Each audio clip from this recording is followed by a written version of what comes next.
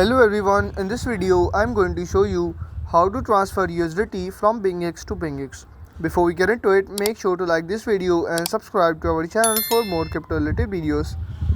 First thing you need to do is to simply open your Bingx application. Once you have logged into your Bingx account, after that you just need to simply tap on the Assets tab at the bottom right corner. Once you have logged into your Bingx application, after that you just need to simply click on the More button at the middle of your screen, and in the asset management system here you will find withdraw button, so simply tap on this withdraw.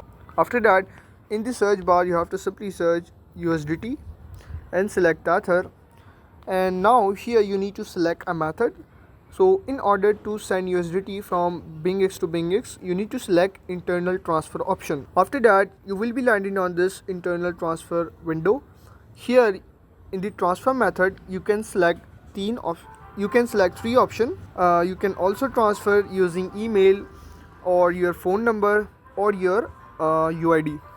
So I'm selecting here UID. After that, you just need to enter the another Bingx account UID, for example this, and after that you need to enter the amount of USDT you are transferring into your one Bingx account to another Bingx account. Once you fill all this information, simply click on this withdraw button at the bottom right corner.